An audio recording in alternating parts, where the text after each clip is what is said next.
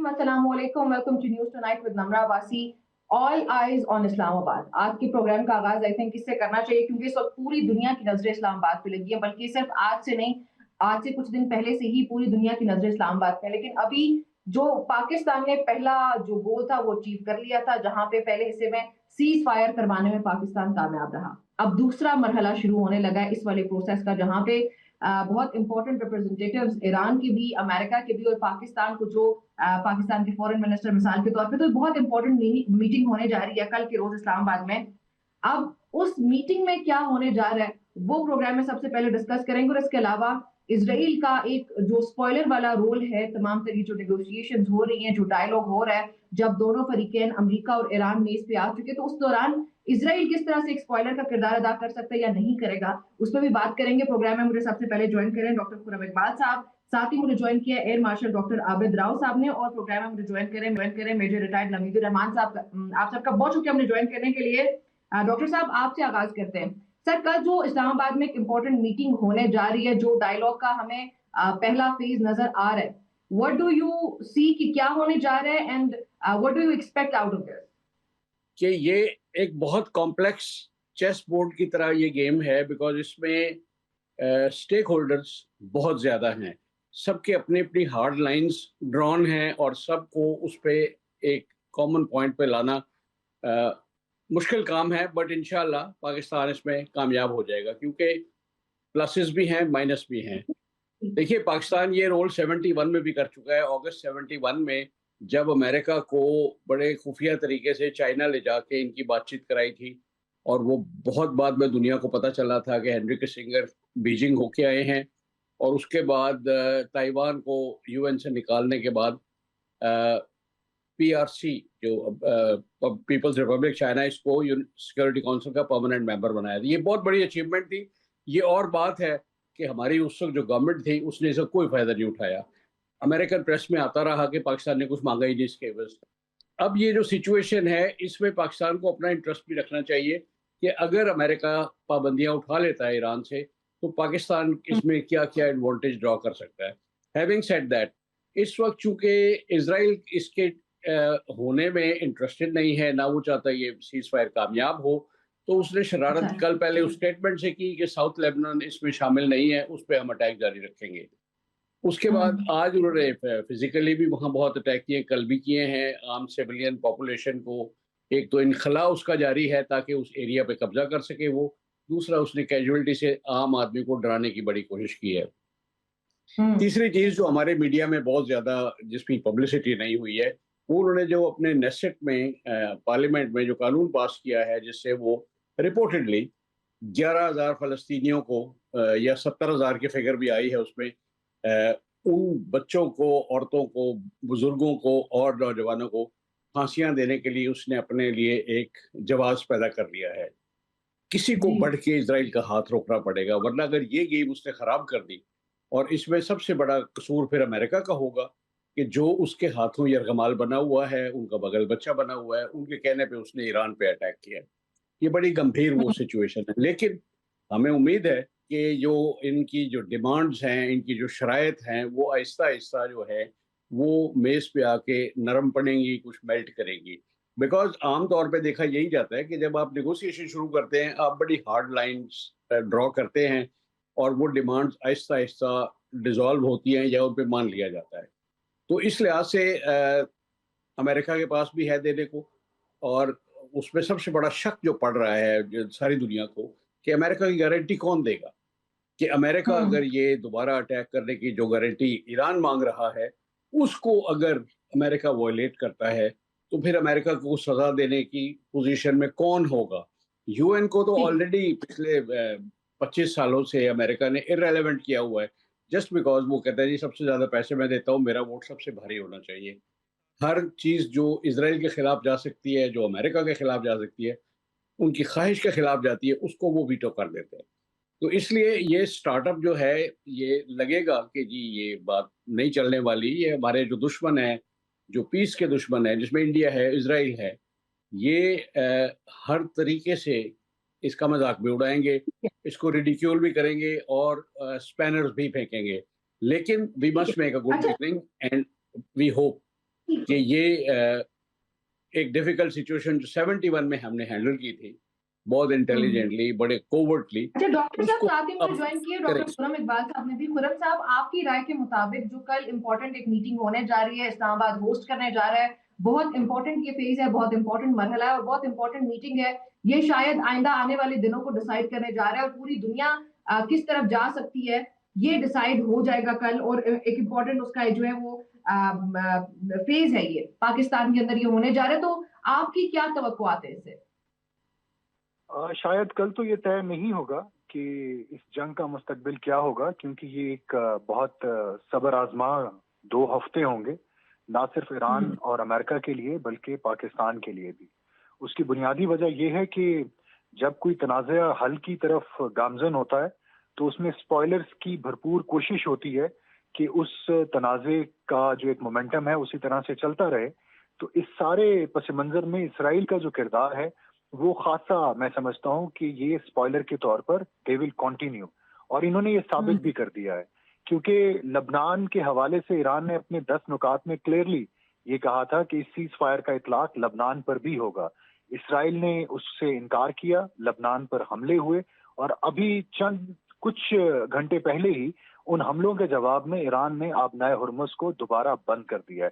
تو لگ یہ رہا ہے کہ اسرائیل اپنی ہٹ دھرمی سے باز نہیں آئے گا. اسرائیل نے امریکی فارن پالیسی کو ایک بڑی حد تک ہائی جیک کر لیا ہے. اب ہوگا یہ کہ 2 ہفتے مذاکرات بھی چل رہے ہوں گے اور ساتھ ساتھ یہ لڑائیاں بھی چل رہی ہوں گی. تو ان لڑائیوں اور مذاکرات کے درمیان اگر کوئی بریک تھرو ہو جاتا ہے تو پاکستان کے لیے تو یہ ایک بہت بڑا ایک تمغہ ہوگا ہی, لیکن عالمی امن کے لیے بھی اس کی ایک بہت زیادہ ریپرکشنز ہوں گے. ٹھیک ہے. اچھا نوید الرحمان صاحب, میجر صاحب, آپ کی رائے کے مطابق کا جو ایک امپورٹنٹ پش ملے گا جو فیز سٹارٹ ہونے جا رہا ہے ڈائیلاگ کا, اس کے اندر آپ کی توقعات کیا ہیں؟ آپ کیا ایکسپیکٹ کرتے ہیں جو پوائنٹس امریکہ کے ہیں, جو ایران کے ہیں, ان کو کس طرح سے نیگوشیٹ کیا جائے گا؟ پاکستان کا اس میں کیا کردار ہوگا؟ محترمہ دیکھیں, جس طرح یہ آنریبل دوستوں نے یہ اپنا پوائنٹ دیا ہے یہ بہت ویلڈ ہے اور ان کا بہت ایکسپیرینس ہے. بات یہ ہوتی ہے جب 2 لوگ آپس میں یا 2 قبیلے لڑتے ہیں تو ان کو راضی کرنے کے لیے جو مشر جو بڑے لوگ آتے ہیں ان کو دونوں مانتے ہیں اور ان کی بات وہ اس کی آنر کیا جاتا ہے, اور وہ مشر جو بڑے لوگ ہوتے ہیں وہ اپنی ان باتوں کی رکھوالی بھی کرتے ہیں. آپ جس طرح بتلایا گیا ہے کہ اسرائیل نے بعد میں اس معاہدے کو توڑا, لبنان پہ اس نے حملے کر دیے. آپ دیکھیں ان لوگوں نے امریکہ نے اپنا اعتماد دنیا میں خود توڑا ہے. وینزویلا میں کیا کیا اس نے, اس کے بعد ارجنٹائن اور دوسرا ان لوگوں کے ساتھ کیا کیا جو محکوم قومیں ہیں, چھوٹے لوگ ہیں, وہ نہیں چاہتے کہ ہم غربت کی دلدل میں جائیں یا غلامی کی دہلیز پہ آ جائیں. آزادی ایک بہت بڑا سودا ہوتا ہے اور اس کے لیے قربانی دینی پڑتی ہے. آپ کو پتہ ہونا چاہیے کہ ایران کا جو سابقہ شاہ تھا رضا شاہ پہلوی نے کہا تھا کہ ایران دنیا پہ اس کونے پہ جا رہا ہے, ہم چاہتے ہیں کہ ہماری سرحدیں آسٹریلیا تک چلی جائیں. یہ ابھی جو انہوں نے میزائل جو اسلحہ استعمال کیا ہے یہ پرانا اسلحہ ہے, نئے اسلحے کو تو انہوں نے ابھی تک ہاتھ ہی نہیں لگایا. میں فیلڈ مارشل کا 40 سال پرانا ایک کورس میٹ ہوں, روم میٹ ہوں. میں ان کو جانتا ہوں کہ یہ کس طرح کا, یہ جب بچہ تھا تو اس کو اس طرح آمد ہوتی تھی خیالات کی کہ جس طرح شاعر کو ایک غزل اور نظم آ جاتی ہے. میں کہتا آسم جی تم کیا کر رہے ہو, مجھے وہ شعر یاد آ جاتا تھا وہ غالب کا, یہ مسائل تصوف یہ تیرا بیان غالب تجھے ہم ولی سمتے گرچہ تو وعدہ خوار نہ ہوتا. اور اس بچے کو آج میں نے دیکھا ہے یہ فیلڈ مارشل بنا ہے, اس نے پاکستان کو اس سٹیج پہ لے گیا ہے. یہاں ہمارے لوگ ان سے ملنے کے لیے ٹائم لیتے تھے, وہ آج ہمارے فیلڈ مارشل سے ٹائم لے رہے ہیں. اب پاکستان کو اللہ تعالیٰ نے وہ عزت اور احترام دیا ہے کہ پاکستان دنیا میں امن قائم کرنے میں ایک کلیدی کردار ادا کر رہا ہے اور اس کا ضامن بھی یہ بنے گا اور اس کی رکھ بھی یہ کرے گا انشاءاللہ. ٹھیک ہو گیا. اچھا ایئر مارشل ڈاکٹر عابد صاحب, جو فگرز ہیں, جو شخصیات اس وقت اسلام آباد میں ان کی پریزنس ہونا, Jared Kushner, J D Vance, Steve Witkoff, اس کے علاوہ عباس اراغچی ہیں, باقر کالیباف ہیں. اب یہ شخصیات, ان میں کچھ فگرز ایسے ہیں جو کہ بہت ہی پریگمیٹک ہیں. تو جو اپروچ ہوگی نیگوشیشنز کی, ہم کیا ایکسپیکٹ کریں کہ وہ اپروچ کیا ہوگی اور وہ کس طرح سے اس معاملے کو آگے لے کے جائیں گے؟ دیکھیے اس میں سب سے خوش آئند بات تو یہ ہے کہ یہ جو دونوں ڈیلیگیشن آ رہے ہیں ایران سے اور امریکہ سے, یہ فیصلہ کن بات کر سکتے ہیں. یہ نہیں کسی کو پیچھے بیک ہوم پوچھنے کی ضرورت نہیں پڑے گی. اگر یہ کسی بات پہ ایگری کرتے ہیں تو ایک نائب صدر ہیں اور دوسرے ان کے پاسداران کے بہت بڑے سینئر ये मिनिस्टर्स हैं। तो इसलिए ये तो बड़ी खुशाइन स्टार्टिंग पॉइंट है। देखिए कुछ ले और दे के उस पे, जैसे बाज़ डिमांड्स जो हैं ईरान की, वो इस वक्त दुनिया को नाकाबिले कबूल लग रही है कि ये उस पे $2 मिलियन पर शिप या $1 पर बैरल को टैक्स लगा दें, जो उन्होंने कहा है कि हम ओमान के साथ भी शेयर करेंगे। ओमान और ईरान अकेले इसमें शेयर होल्डर्स नहीं हैं। इसमें स्टेक होल्डर्स में फिर दुबई भी आ जाएगा, फिर कतर भी आएगा, फिर इराक और कुवैत भी आएंगे। उसकी वजह ये है कि उन सब का इंटरेस्ट इसमें है। वो सिर्फ टोल टैक्स देने के मजाज नहीं है, वो इसका एक ऐसा मैकेनिज्म मिल के बना लें। ये इस पे अगर इन प्रिंसिपल एग्रीमेंट होता है कि ये एरिया चूंकि इन लोगों का है, इसलिए इस पे जो भी फैसला होगा सब उसको मनोवन दिल से कबूल करेंगे और वो काबिल अमल होगा बाकी सब लोगों के लिए। डेफिनेटली उससे बाकी दुनिया पे बहुत मतलब एक इकोनॉमिक इम्पैक्ट आएगा। अगर हर बैरल पे $1 टैक्स लग जाए तो शिपिंग वाले अपना भी कट रखेंगे और वो तेल सारी दुनिया को महंगा पड़ेगा, जिसका भी वो है। हैविंग सेड दैट, दूसरे इनकी जो डिमांड्स हैं कि जी तावान दिया जाए और गारंटी दी जाए कि जी अमेरिका भी गारंटी दे कि ना इजराइल अटैक करेगा ना वो करेगा। अमेरिका इजराइल की गारंटी नहीं दे सकता, अमेरिका की गारंटी कोई नहीं दे सकता। या देगा तो आप किस डिग्री तक उस पर एतमाद करेंगे? क्या वो वाकई काबिल अमल होगी, काबिल एतबार होगी, या अगर नहीं होती तो फिर वो जो वरना का क्लॉज होता है कि अगर इसने वायलेट किया तो ये हम सजा देंगे, वो सजा उसे कौन देगा? इसमें वारंटी में अगर चाइना आ जाए, इसमें रशिया आ जाए और नेटो के ममालिक कई आ जाए कि जी फिर हम अमेरिका को वायलेट करने पे आइसोलेट करेंगे। देखा जाए तो अभी भी एक किस्म की इसके जितने भी ये वेस्टर्न एलाइज हैं, सब ने इसको जो है ना इनकार किया है इस जंग में हिस्सा लेने से। सबसे ज्यादा जो अमेरिका के अहकामात मानते थे इंग्लैंड वाले, वो जिनको गल्फ वॉर में पूडल कहा गया कि ये वो तो सोचता रही है कि चलाता है। फ्रांस जिसकी हमेशा इंडिपेंडेंट पॉलिसी होती थी, इटली ने बड़ा ब्लेटेंटली रिफ्यूज किया, स्पेन। जी, लेकिन बात ये है ना कि अगर देखें जो सैंक्शंस अमेरिका दुनिया पे लगाता है, क्या कोई इमेजिन कर सकता है कि सारे मिलके कहें कि जी अमेरिका से हम ट्रेड नहीं करेंगे या अमेरिका को हम कोई मिलिट्री अलायंस नहीं करेंगे? नेटो का अब मुझे आप ये बताएं, देखें स्टूडेंट ऑफ हिस्ट्री के नेटो बना था रशियन एक्सपेंशनिज्म के खिलाफ, कम्युनिज्म को रोकना था, वार्सा पैक्ट को रोकना था। वार्सा पैक्ट जो था 1991 में टूट गया, उसके सारे मेंबर्स टूट के नेटो के मेंबर बन गए। अब इन्होंने किससे मतलब जो है ना यूरोप को इसको बचाना है? अब अकेला रशिया है, अगर उसके अगेंस्ट ये सारे नेटो कंट्रीज जमा होने का बहाना ही है फिर, या अमेरिका ने अपनी मिलिट्री प्रेजेंस 1945 के बाद से जहाँ जहाँ अमेरिका था वहाँ आज भी मौजूद है, चाहे वो यूरोपियन थिएटर हो, चाहे वो पैसिफिक ओशन वाले हों, जापान से लेके फिलीपींस, थाईलैंड, इन सब मुल्कों में अमेरिका आज भी मौजूद है मिलिटरीली। तो क्या ऐसी चीज है जो अमेरिका प्रोटेक्ट कर रहा है और नॉन अमेरिकन दुनिया से? एक जमाने में तो कम्युनिज्म का वो थ्रेट था। चाइना ने तो अपना नो वॉर की पॉलिसी अनाउंस की हुई है, वो अपने खामोशी से लगा हुआ है। वहां पे खतरा सिर्फ चाइना का जो है वो ताइवान के लिए है। ताइवान का उसने कहा है हम बगैर जंग के इसको जो है ना ये खुद ब खुद हमारे पास आ जाएगा। अब ये थ्रेट क्या मिलिटरीली अमेरिका मीट करेगा? मेरा कहने का मकसद ये है कि ये एक पॉइंट जो ईरान ने कहा है कि उसे गारंटी दी जाए कि अमेरिका दोबारा ये हरकत नहीं करेगा, इजराइल नहीं करेगा। इसका बहुत इम्पोर्टेंट बात कर रहे हैं यहाँ पे डॉक्टर साहब, लेकिन खुरम साहब के भी जरा उनकी तरफ भी जाते हैं। खुरम साहब, यहाँ पे जो कल दो फरीकें टेबल पे बैठने लगे हैं, उसमें अपर हैंड आपको किसका दिखाई देता है? कौन सा फरीक ऐसा है जिसके पॉइंट्स आपको लगता है कि निगोशिएबल ज्यादा है? अगर इनकी कंपोजिशन पर आप नजर दौड़ाएं तो जेडी वेंस के बारे में कहा जाता है कि वो एक बहुत प्रैग्मेटिक और रैशनल एक्टर हैं। ईरान की तरफ से जो साहब आ रहे हैं पास्तारान में, उनका एक बहुत असर और रसूख है। लेकिन आप ये समझ लीजिए कि इस डेलीगेशन में इजराइल की भी रिप्रेजेंटेशन मौजूद है, और वो रिप्रेजेंटेशन हो रही है जेरार्ड कुशनर की सूरत में। जेरार्ड कुशनर जो कि ट्रंप के दामाद भी हैं, he is a known Zionist, और इजरायली हुकूमत के साथ इनके बड़े मजबूत ताल्लुकात हैं। और कहा यह जाता है कि अमेरिका की इजराइल पॉलिसी इस वक्त जेरार्ड कुशनर के पास है। तो बस आप समझ लें कि इनडायरेक्टली इजराइल भी यहाँ पर मौजूद है। लेकिन जो اس میں سب سے ڈیسائسو رول جو ادا کریں گے وہ جے ڈی وینس کریں گے، کیونکہ ٹرمپ کا اعتماد انہیں حاصل ہے۔ اب سوال یہ پیدا ہوتا ہے کہ کن نکات پر بات ہوگی۔ کچھ چیزیں تو ایسی ہیں جو کہ آلریڈی سیٹلڈ ہیں، جو کہ جنگ کا کاز نہیں تھی بلکہ کانسیکوینسز تھیں۔ مثال کے طور پہ ٹرمپ یہ کہتے آئے ہیں پچھلے 35 دن میں کہ ہمیں ایران کے ایٹمی جو پروگرام ہے اس پر اعتراض ہے، ایران وہ بند کرے۔ اب بات یہ ہے کہ ایران تو ایٹم بم بنانا بھی نہیں چاہتا تھا۔ آیت اللہ علی خامنائی اس پر فتویٰ دے چکے تھے کہ Iran is not interested in going nuclear. ہاں اب یہ ضرور ہے کہ مرتضی علی خامنائی کیا سوچ رہے ہیں ایران کے نیوکلیئر پروگرام کے حوالے سے، وہ ان مذاکرات میں قدرے کلیئر ہو جائے گا۔ جہاں تک آبنائے ہرمز کا تعلق ہے، آبنائے ہرمز کے حوالے سے یہ بین الاقوامی قوانین کی خلاف ورزی ہو رہی ہے، کیونکہ یہ جتنی بھی اسٹریٹس ہیں ان کو ہم کہتے ہیں گلوبل کامنز، اور ان کلوز کے مطابق، بین الاقوامی قوانین کے مطابق، یہ یہاں سے جو رائٹ آف پیسج ہے وہ کوئی پریولیج نہیں ہے، وہ رائٹ ہے ہر ملک کا۔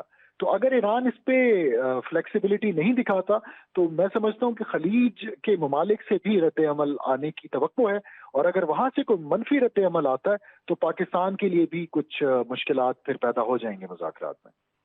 اچھا میجر صاحب، آپ کی کیا رائے ہے؟ جو دونوں فریقین ہیں، جو ان کے پوائنٹس ہمارے سامنے ہی ہیں، پوری دنیا کو معلوم ہے کہ امریکہ کے کیا پوائنٹس ہیں، ایران کے کیا پوائنٹس ہیں، ان پوائنٹس میں نیگوشیبل پوائنٹس آپ کو کس کے لگتے ہیں؟ میں اگر اسٹریٹ آف ہارموز کی بات کروں، نیوکلیئر پروگرام، میسل پروگرام کی بات کروں، پھر دوسری طرف سے امریکہ کے جو پوائنٹس ہیں، تو ان میں نیگوشیشنز کن پوائنٹس پہ ہو سکتی ہیں؟ اور خاص طور پہ مجھے یہ بتائیں کہ امریکہ کن پوائنٹس کو مان سکتا ہے ایران کے؟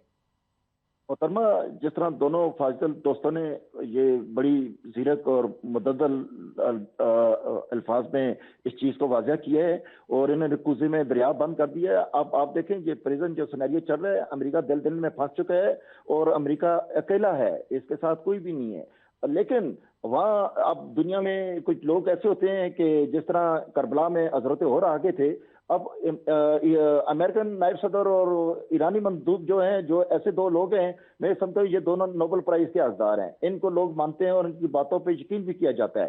اگر اس جنگ کو بند نہ کیا گیا اور یہ جنگ جو ہے امریکہ کو بہت بڑا نقصان دے کر چلی جائے گی، لہذا جو چیزیں ہو رہی ہیں ان کو دیکھا جائے اور معاشرے کو اور سوسائٹی کو زندہ رکھنے کے لیے ہمیں امن قائم کرنا ہوگا، اس کے بغیر کوئی چارہ نہیں ہے۔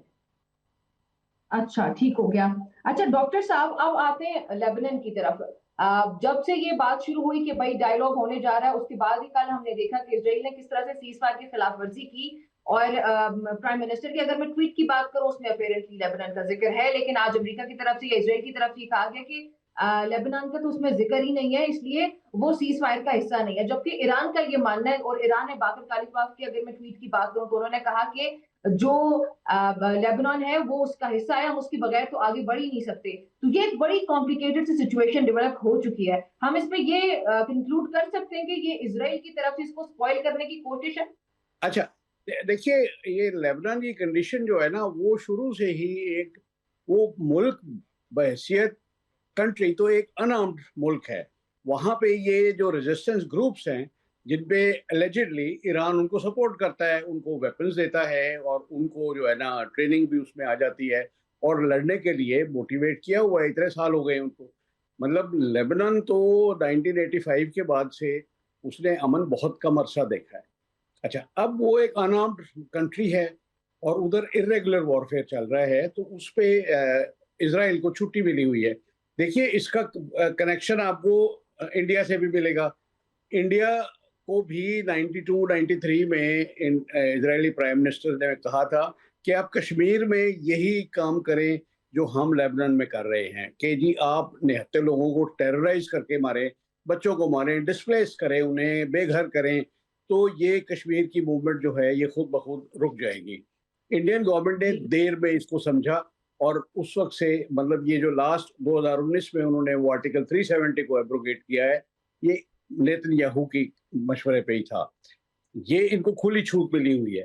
اس کا ہاتھ اگر کوئی روک سکتا تھا وہ سیریا تھا، وہ عرب جو یہ فائٹرز تھے عراق میں، ان کو انہوں نے سسٹمیٹیکلی ایک پلان کے تحت جو ہے نا انرٹ کر دیا ہے، تو وہ اس کو ایک فری ہینڈ ملا ہوا ہے۔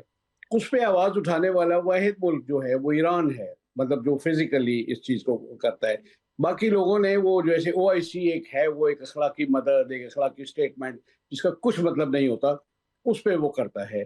फिर ये इसको शिया सुन्नी के नाम पे भी रेस किया गया है कि सुन्नी लोग इसकी सपोर्ट ना करें। थोड़ा सा कॉम्प्लेक्स है, लेकिन अगर ये अरब मुल्क चाहें तो ये इजराइल का हाथ पकड़ सकते हैं। Unfortunately over a period of time, मैं आपको 1970 से मिसाल दूंगा जिसमें ये हमारे ज़ियाउल हक जनरल जो थे ये इन्वॉल्व थे। इन पे इल्ज़ाम था कि इन्होंने बेतहाशा फ़लस्तीनियों का खून किया है। शाह हुसैन जो थे जॉर्डन के, उनके कहने पे। तो हालत और ख़राब हुई है, बेहतर नहीं हुई। तो ये इनका कत्लेआम होना, इसका दुनिया को भी आदत सी पड़ गई है कि एक चीज़ रोज़ हो रही है, किसी के वो सर में जू नहीं रही थी कि भाई इसको किस तरह रोका जाए। इसका भी बहरहाल कोई सोल्यूशन, कोई मिलिट्री ही ढूंढना पड़ेगा, बिकॉज पॉलिटिकल या डिप्लोमेटिक या मॉरल सोल्यूशन इसका नहीं है। इजराइल ने एक्सपैंड करना है। उन्होंने इस जंग के दौरान ही सदर्न लेबनान से बेतहाशा इनखला करवाया है आबादी का, ताकि उन एरियाज पे कब्जा करें। जो वो घर छोड़ गए उनको तबाह कर दिया ताकि वापस ना आए। जी अच्छा ठीक है, मेरी आप सबसे गुफ्तगू जारी रहती है। मैं एक ब्रेक शामिल करने लगी हूँ। ब्रेक के बाद जब हम वापस आते हैं तो इसी डिस्कशन को आगे बढ़ाते हैं। नाज़रीन, एक ब्रेक शामिल करते हैं।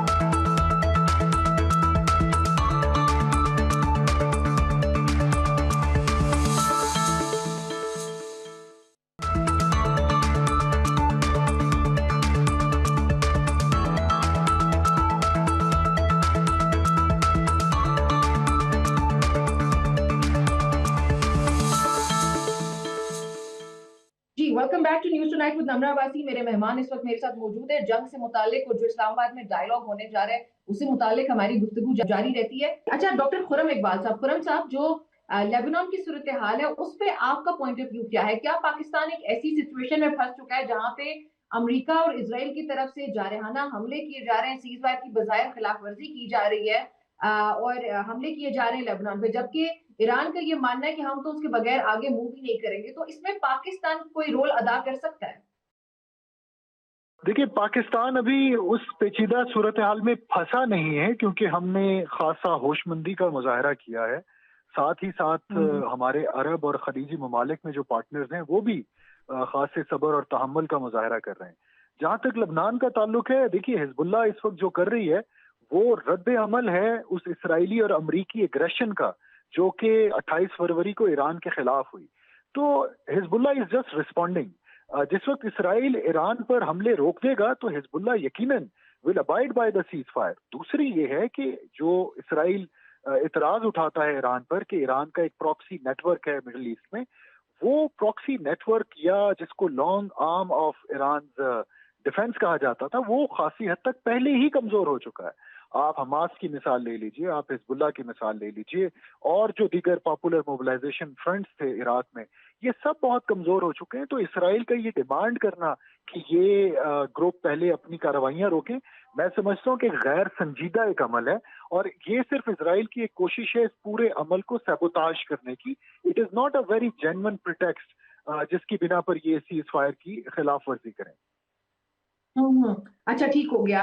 नवीद साहब, जो इसराइल के जारहाना हमले हुए, कल भी हमने देखा पूरा दिन, वो इस सीज फायर की बजाय खिलाफ वर्जी। अब उस खिलाफ वर्जी पे बरतानिया समेत दीगर जो यूरोपीय ममालिक है उन सब ने इन हमलों को कंडेम किया और कहा कि ये सीज फायर के दौरान नहीं होने चाहिए। ये हम इसमें, बल्कि ये भी कई ममालिक की तरफ से कहा गया कि हम लेबनान का साथ देने की यकीन दहानी कराते हैं।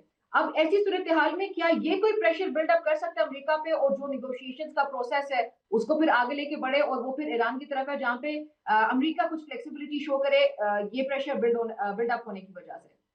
मुहतरमा, बात यह है कि वो एक शेर है, कहते हैं तौइफ गिर गया तमाशबीनों के दरमियान। अब अरबों का, जिस तरह मेरे फाजिल दोस्तों ने कहा था कि हमें इनको अपनी फौज को मजबूत करना होगा, इनको एक फौज बनाना होगा, इनको एहतियात करना होगा, दूसरे के कंधे पे रेफर रख के नहीं चलानी होगी। जब ये लोग मजबूत होंगे, पैसा इनके पास है, हर चीज है, क्यों नहीं ये उस तरफ आते? क्यों नहीं अपने साथियों को? पाकिस्तान ने अकेले एटम बम बनाया, लोगों को पेटों पे पत्थर बांध के। आज हमारा एटम बम उनके लिए है, लेकिन हम ये नहीं चाहते कि दुनिया में तबाही हो। अब हमने अपना भी तहफ़्फ़ुज़ लेना है। बात ये होती है जी कि जब तक मादे पे सख्ती से अमल दरामद नहीं होगा, अमन कायम नहीं होगा, और इसराइल को डालना होगा, पट्टा डालना होगा। وہ میرے بزرگ کہتے تھے 3 چیزوں کو جب قابو کرنا آ گیا، 3 جانوروں کو، گھوڑے کو، کتے کو اور اس کو تیسرا مجھے ابھی یاد نہیں آ رہا، گھوڑے کو کاٹھی ڈالی جاتی ہے اور کتے کو پٹھا ڈالا جاتا ہے، یس بیل کو نکیل ڈالی جاتی ہے، تو اس سے وہ قابو میں آتا ہے. تو جب تک اس کو نکیل، پٹھا اور کاٹھی نہیں ڈالی جائے گی اسرائیل باز نہیں آئے گا. اور دنیا کا فساد کا جڑ ہے یہ، اور یا تو یہ اس کو ختم ہونا پڑے گا یا اس کو قابو کرنا پڑے گا، اور اس کا یہی ہے کہ عربوں کا اتحاد لازمی ہے. اچھا ٹھیک ہے. ڈاکٹر خرم صاحب آپ کی طرف آؤں گی. ایک چیز تو چلے ہم یہ ایک امید کرتے ہیں، ہم دعا کرتے ہیں کہ یہ معاملات بہتری کی طرف جائیں اور جو نیگوشیشنز ہیں یہ کامیاب ہو جائیں، تاکہ دنیا ایک بہت ہی خطرناک، بلکہ کئی بار بہت سے تجزیہ کاروں کا یہ بھی تجزیہ کہ دنیا ورلڈ وار 3 میں داخل ہو چکی ہے یا ہونے جا رہی ہے. تو ہم دعا کرتے ہیں کہ وہ حالات بالکل بھی ڈیولپ نہ ہو اور یہ حالات بہتر ہو جائیں. ہم یہ بیسٹ جو سینیریو ہے وہ تو ڈسکس کریں، بٹ لیٹس سے کہ یہ مذاکرات کامیاب نہیں ہوتے فور وٹ ایور ریزن، اس صورتحال میں کیا ہوگا؟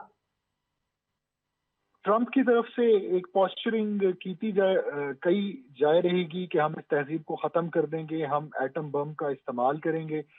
لیکن ایٹم بم کا پریکٹیکلی استعمال کرنا امریکہ کے لیے بھی کئی چیلنجز لے کر آئے گا، کیونکہ ایٹم بم کے استعمال کے ساتھ ایک اصلاح جڑی ہوتی ہے، میوچولی ایشورڈ ڈسٹرکشن.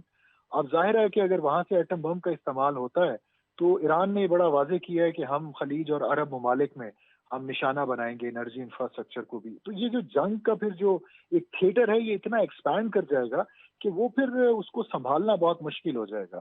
تو اس وقت جو نظر آ رہا ہے کہ خدا نہ خواستہ اگر مذاکرات یہ کامیاب نہیں ہوتے، جن کے امکانات خاصے کم ہیں، اس کی وجہ یہ ہے کہ جب سے یہ جنگ چھڑی ہوئی ہے دونوں فریق اسرائیل، امریکہ اور ایران، یہ دونوں ایک آنریبل ایگزٹ کی تلاش میں ہیں.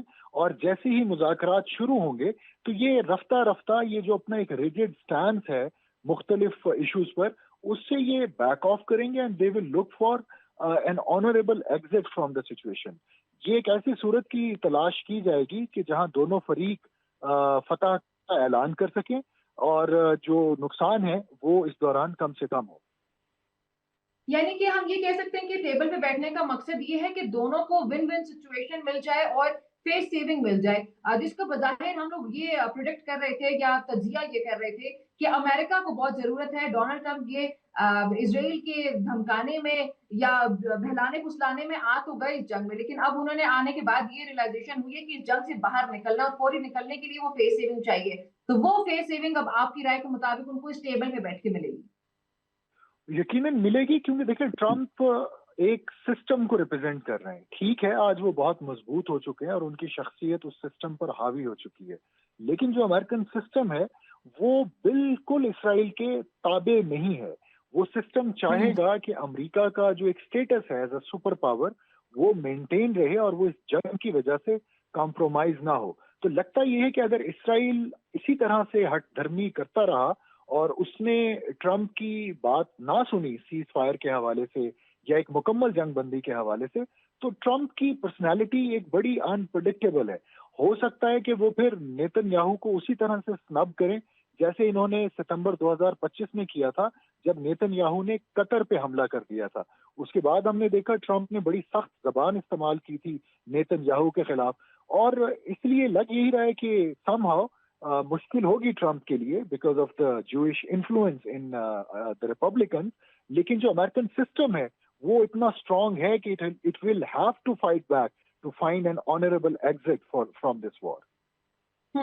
ٹھیک ہو گیا. اچھا اس کے بعد ڈاکٹر عابد صاحب، ڈاکٹر صاحب جو ایٹمی ہتھیاروں کی بات کی ہے ڈاکٹر خرم صاحب نے، آپ کی رائے کے مطابق جو ڈونلڈ ٹرمپ کی میں آج بھی بات کروں وہ تو بلکہ پوری سویلائزیشنز کو بٹانے کے لیے جا رہے تھے. آج کا بھی جو ان کا ٹویٹ ہے کہ اگر یہ ہمارے نیگوشیشنز کامیاب نہیں ہوتے تو ہم ایران کو وہ کانسیکوینسز بیئر کرنے پڑیں گے جو شاید اس سے پہلے نہ کرنے پڑے. تو اس سے ہم یہ کنکلوڈ کر رہے ہیں کہ شاید ایٹمی ہتھیاروں کے استعمال کی طرف اشارہ ہے.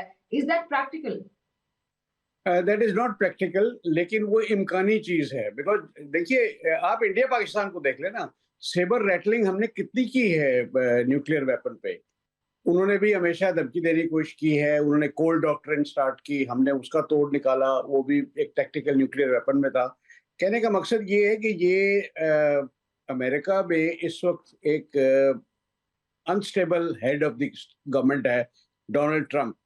اس نے یہ جو اٹیک کیا ہے یہ لاجیکلی ملیٹریلی کس اخلاقی طور پہ بھی किसी तरह ये बात नहीं बनती थी, लेकिन उसने इजराइल के इन्फ्लुएंस में आके उसने ये कर दिया। और देखें, डोंट फॉरगेट 1973 जो अरब इजराइल वॉर हुई थी यौम किपर पे, उसमें इजराइल बहुत बुरी तरह पिट रहा था। अगर अमेरिका उसके रेस्क्यू पे ना आता तो इजराइल का वजूद खत्म हो जाता था। जब वो जंग खत्म हुई है उसके बाद ये अमेरिका की और इजराइल की एक जॉइंट लॉन्ग स्ट्रेटजी थी मेड बाय हेनरी किसिंगर के हर वो मुल्क जो इजराइल के लिए मिलिटरली खतरा बनता है उसको एक एक करके न्यूट्रलाइज किया जाए। उसमें सबसे पहले इजिप्ट के साथ कैंप डेविड इन्होंने किया था, जिसके लिए अनवर सदात को कत्ल भी कर दिया गया। उसको एक भारी कीमत दी, क्या कहते हैं, इजिप्ट को उस वक्त उनके लोन्स माफ कर दिए 38 बिलियन के, और $5 बिलियन हर साल उनको दिए जाते हैं आज तक। दूसरा मुल्क था ईरान, जहाँ 79 में रेवोल्यूशन आ गया, उस पे सारे अरब मुल्क इकट्ठे करके अटैक करवा दिया, और उस दौरान इराक का न्यूक्लियर रिएक्टर 81 जून में तबाह कर दिया। फिर ये फिर इराक को ख़त्म करना ज़रूरी था, फिर सीरिया को ख़त्म करना ज़रूरी था, लिबिया को करना ज़रूरी था। ईरान और पाकिस्तान रह गए उसमें। पाकिस्तान पे क्या क्या नहीं दबाव डाला। कहने का मकसद ये है कि वो जो स्ट्रेटजी हेनरी किसिंगर ने बनाई थी कि हर उस मुल्क को कमज़ोर किया जाए जो इन फ्यूचर भी इजराइल के लिए खतरा बन सकता है। तो इसलिए अब जो सिचुएशन आई है उसमें ईरान अभी भी एक कांटे की तरह है। ईरान जो है ना, उसने मतलब इनको सुकून का सांस एक मिनट नहीं लेने दिया। तो ये उसको ख़त्म करने के लिए, ईरान को न्यूट्रलाइज करने के लिए हर तरह से इजराइल सैबोटाज करेगा। अब अमेरिकन सिस्टम, जैसे डॉक्टर खुर्रम साहब फरमा रहे थे, वो है बड़ा स्ट्रॉन्ग, लेकिन वो इन 40 दिनों में किधर था? सिवाय कंडेम करने के या ऐसी स्टेटमेंट देने के उसने कुछ नहीं किया। कोई मूवमेंट होती कि इसको इम्पीच कर दिया जाए इस प्रेसिडेंट को। ये रिचर्ड निक्सन को बहुत मामूली इसके मुकाबले में बात पे इम्पीच कर दिया था। ये थे अपने जिमी का अपना क्लिंटन, इसको भी एक औरत के स्कैंडल के चक्कर में इम्पीच करने का था, फिर उसने माफी मांग ली, छोड़ दिया उसको। ये तो बहुत बड़ा क्राइम है। कितने लाख बंदे मतलब जो इसमें इफेक्ट हो सकते हैं। लेबनान में कितने हजार मारे गए किसी को नहीं पता, वेस्टर्न मीडिया उसको छुपाता है। ये किसी और को जाने। उसकी ह्यूमैनिटेरियन एड बंद की गई, जो खाना, दवाइयाँ, पानी लेके जा रहा था। मतलब इससे बड़ी क्या बदमाशी होगी कि वो अलाउ कर दिया गया, उस पर कोई बात ही नहीं कर रहा। तो कहने का मकसद ये है कि वो इस पे बात जारी रखते हैं। बड़े इंटरेस्टिंग की जो हमारी डिस्कशन इस वक्त जारी है। नवीद साहब, मैं बहुत ही इंटरेस्टिंग कुछ आर्टिकल्स वगैरह देख रही थी और जो कुछ सीनियर एनालिस्ट वगैरह उनको सुन भी रही थी। अब मानना ये है कि Middle East won't be the same as it was on 27 February. What do we mean by that? आपकी राय के मुताबिक क्या तब्दीलियां हैं, दुनिया किस तरह से बदल रही है, और ये जो निगोशिएशंस हैं या ये जंग है, जो भी रुख इख्तियार करती है, मानना यह है कि वो उस रुख, कोई सा भी रुख हो, लेकिन दुनिया अब वो नहीं रहेगी जो 27 फरवरी को थी। इससे क्या मुराद है? ये वो कहते हैं, इस घर को आग लग गई घर के चिराग से। दुनिया, ये जंग जो होती है बाजीचा इतफाल नहीं होती। और दूसरा ये है कि लीडर्स के लिए जरूरी होता है कि उसको ठंडे मिजाज का होना चाहिए। ये गुज़श्ता से पवस्ता रोज जो कोर कमांडर कॉन्फ्रेंस हुई थी रात 10 से लेकर 4 बजे तक, उसमें बहुत सख्त फैसले लिए गए थे। और आज जो इस्लामाबाद जो इजलास ये हो रहे हैं, इसमें कोई मजबूत फैसले होने जा रहे हैं, जिसमें अमेरिका, ईरान और इसको इसराइल को इस पट्टी में लाया जाएगा और उसको बांधा जाएगा। क्योंकि दुनिया का अमन इसी पे मजमेर है। अगर ये ना हुआ, अमेरिका खुद नुकसान में चला जाएगा, ईरान अलहदा चला जाएगा। अरबों का खुद नुकसान हो चुका है, जिन्होंने अमेरिका के कंधे पे राइफल रख के वो अपना दफा किया था। दुनिया के अमन के लिए लाजमी है कि इस्लामाबाद इजलास कामयाब हो। और मेरी इतलात के मुताबिक यहाँ जो फैसले हो रहे हैं वो मजबूती की तरफ जा रहे हैं और कामयाबी की तरफ जा रहे हैं। इंशाल्लाह ये अमन जो है कायम होके रहेगा। ना हुआ तो फिर दुनिया तबाही की तरफ चली जाएगी। और आपको पता है कि पाकिस्तान भी नहीं चाहता कि ईरान के साथ जो पीछे इंडिया जो बैठा हुआ है, और फील्ड मार्शल के वो अल्फाज आपको याद करना चाहिए जो अमेरिका में उन्होंने कहा था। अगर उन्होंने कहा अगर हमें छेड़ा गया तो हम आधी दुनिया को साथ लेके चले जाएंगे। लिहाजा इस तरह नहीं होना चाहिए। दुनिया का अमन कायम रहना चाहिए, दुनिया में लोगों को सुकून देना चाहिए, लोगों के रोज रिज़्क़ के लिए काम करना चाहिए। लोग गुर्बत की लकीर से नीचे रह रहे हैं, भूखे मर रहे हैं, हमें उसकी तरफ जाना चाहिए। इत्तेफाक एहतियात उसकी तरफ जाना चाहिए। हमें बीमारी और गुर्बत के साथ उसके लिए काम करना चाहिए, ना कि ये जंग जदल की तरफ जाना चाहिए। ये दुनिया किस तरफ है? तरक्की वाला दौर है, ये तंजीली वाला दौर है। ये तो आज से पता नहीं कितने हजारों साल पीछे भी इस तरह के लोग, जैल लोग नहीं थे जब पत्थर का दौर था। हमें सोचना चाहिए हम क्या कर रहे हैं। कभी जंगल में शेरों ने शेरों को नहीं मारा, इंसानों ने इंसानों को ही मारा। बहुत ही बड़ा आई ओपनर था ये जो जंग है वो पूरी दुनिया, बल्कि खासतौर पर जीसीसी ममालिक की मैं बात करूं या वो ममालिक जहाँ पे अमरीकी अड्डे मौजूद थे जिनकी सिक्योरिटी कहीं ना कहीं उस तरह से वाबस्ता थी, लेकिन उनकी भी आंखें खुल गई और हमारी भी आंखें बहुत बड़ी हद तक खुली है। खुरम साहब, इस पे आपका मुझे कमेंट चाहिए कि the world want be the same. अब बहुत तब्दीली आएगी, यूनिपोलर वर्ल्ड ऑर्डर से निकल के हम मल्टीपोलर वर्ल्ड ऑर्डर में आ चुके हैं। अब अमेरिका अमेरिका नहीं रहा, वो सुपर पावर नहीं रहा या नहीं रहेगा। तो ये वर्ल्ड किस तरह से बदलती हुई आपको नजर आ रही है? मौजूदा आलमी निज़ाम जिसकी चौधराहट अमेरिका के हाथ में है, इसके मुस्तकबिल का फैसला इस्लामाबाद में अगले 2 हफ्तों में होगा। अगर इन मुज़ाकरात के दौरान अमेरिका को एक सेफ एग्जिट मिल जाता है तो शायद अमेरिका अपनी सुपर पावर प्रेस्टीज बचाकर यहाँ से निकलने में कामयाब हो जाए। लेकिन अगर मुज़ाकरात नाकाम होते हैं तो होगा क्या? ईरान आबनाए हुर्मुज़ का ब्लॉकेड जारी रखेगा। ये ब्लॉकेड जारी रहा तो अमेरिका के जो ताल्लुकात हैं अपने मगरबी इत्तेहादियों के साथ, वो रोज बरोज अबतर होंगे, जिसको हम ट्रांस अटलांटिक रिलेशंस कहते हैं। जब उनमें दरारें पड़ेंगी तो उस खला को पुर करने की कोशिश की जाएगी चीन और रूस की तरफ से। तो ये जो एक यूनिपोलर निज़ाम था, इसके वैसे हिस्से बखरे होने शुरू हो जाएंगे। जहां तक इलाकाई ऑर्डर का ताल्लुक है, जिसमें मशरिक वस्ता शामिल है, जनूबी एशिया शामिल है, यहाँ पे भी री ऑर्डरिंग शुरू हो जाएगी। क्योंकि देखिए, एक तरफ तो खलीजी ममालिक रिकंसीडर कर रहे हैं अपनी सिक्योरिटी को, अमरीकी बेसिस की मौजूदगी की वजह से जाहिर है ईरान ने उन पर हमला किया। लेकिन साथ ही साथ हमें ये भी देखना पड़ेगा कि इन ईरानी हमलों की वजह से जो अरब ममालिक में ईरान का एक हिस्टोरिकल इनसिक्योरिटी या तहफ़्फ़ुज़ात पाए जाते थे, वो रीइंफोर्स हुए हैं। अब अगर ये मामला इसी तरह चलता रहता है तो अरब और ईरान के दरमियान जो खलीज है वो गहरी भी हो सकती है, और अगर वो गहरी होती है तो फिर जाहिर है कि पाकिस्तान एक ट्रीटी पार्टनर है सऊदी अरब के साथ। और हमने देखा कि जब ईरान ने सऊदी अरब के एनर्जी इंफ्रास्ट्रक्चर पर 3 दिन पहले हमला किया तो पाकिस्तान की तरफ से बहुत सख्त पैगाम दिया गया। और ये जो कॉन्फ्रेंस थी जिसकी सदारत फील्ड मार्शल आसिम मुनीर कर रहे थे, इट वाज बेसिकली एक सिंबॉलिक स्टेटमेंट थी पाकिस्तान की तरफ से कि ये शायद हमारी रेड लाइन है। लेकिन अच्छा हुआ कि अमेरिका ने और ईरान ने पाकिस्तान की ये जो पेशकश है मुज़ाकरात की, ये कबूल की और चीज़ें एस्केलेट नहीं हुई। लेकिन अगर 2 हफ्ते बाद ये एस्केलेशन की तरफ जाती हैं तो आई एग्री कि दुनिया ऐसी नहीं रहेगी जैसी 28 फरवरी से पहले थी। ठीक है डॉक्टर खुर्रम इकबाल साहब, सर आपने मुझे प्रोग्राम में ज्वाइन किया है। Marshal doctor Abid Rao, major retired Naveed Rehman, आप सबका मुझे बहुत शुक्रिया प्रोग्राम में ज्वाइन लिए। नाज़रीन, गुफ्तगू इनकी आपने सुनी। हमारी जो पूरी दुनिया की नजरें वो इस्लामाबाद पे होंगी मरकूज, जो कि पहले से थी वो मरकूज रहेंगी, और वो बहुत ही ऑब्वियस रीजंस के लिए हैं।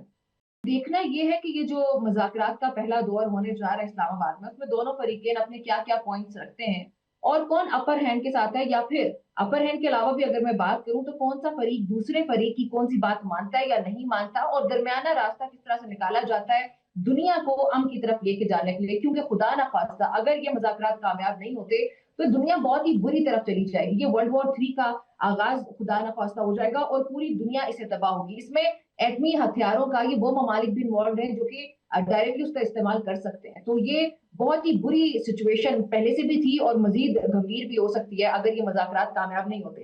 तो हमारी इस वक्त दुआ ये है कि एक तो पाकिस्तान के लिए बहुत बड़ी बात है कि पाकिस्तान इसको होस्ट कर रहा है, और पाकिस्तान के लिए उससे भी बड़ी बात हो जाएगी अगर ये कामयाब हो जाते हैं। So we pray and we hope कि सेंस प्रिवेल करे और जो अमन है वो बरकरार रहे, उसको कायम करने के लिए तमाम तर जो फरीकैन है वो कोशिश करें। आज के न्यूज़ टुनाइट विद नम्रा वासी से इतना ही, मुझे इजाजत दीजिए। अल्लाह हाफिज।